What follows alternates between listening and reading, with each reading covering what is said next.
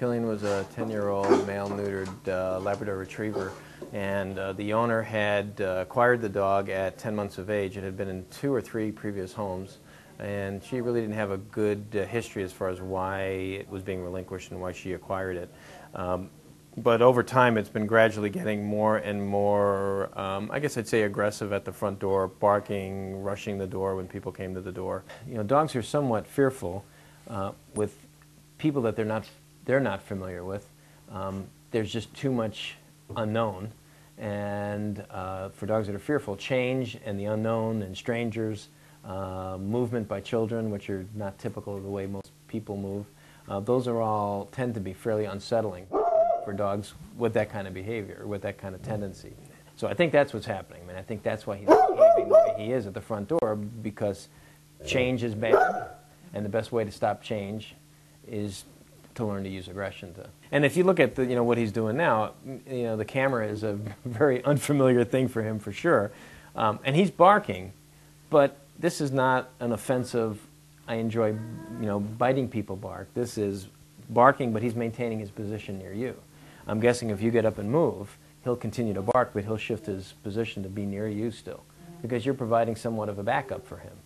And the mistake I think that most people make is they'll say, well, he's protecting me. And I don't think that's true. I think it's really the opposite.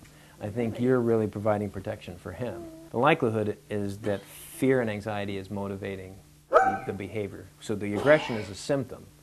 So we really want to address somewhat the cause, as opposed to just focusing on stopping the behavior. Because if all you do is want to stop him from barking or stopping him from rushing at the door, then you're just trying to artificially suppress something. What we want to do is change his motivation for being aggressive at the front door, as opposed to just trying to stop it. What we want to do is work on teaching him to focus and pay strict attention to you in a variety of situations. And we'll go over that first and have you practice that. And then you're going to need to practice it a few times a day, every day, for a couple weeks or so.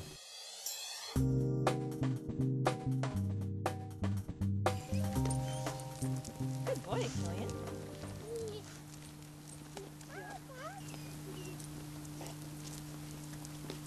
So just do a turn, have him sit, after you turn.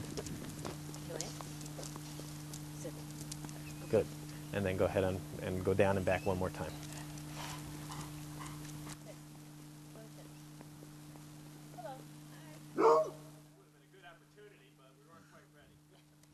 What you did there is you had him sit, but the problem is remember, the reason he's being aggressive is because he's nervous and anxious and stressed about what's coming up.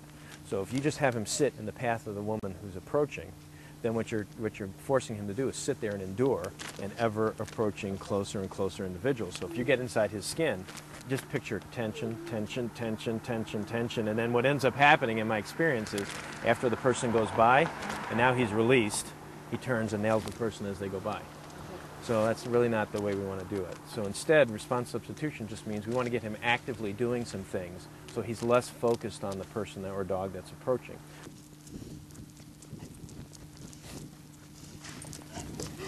Okay, I love this. What's that? I love this leash. This is fabulous. Okay, we'll turn and have him sit. Great. Good boy. Okay, so now what we want to do now is have him focusing on you while you're walking. Good boy. Good boy, Killian, watch me. Watch me. Good boy.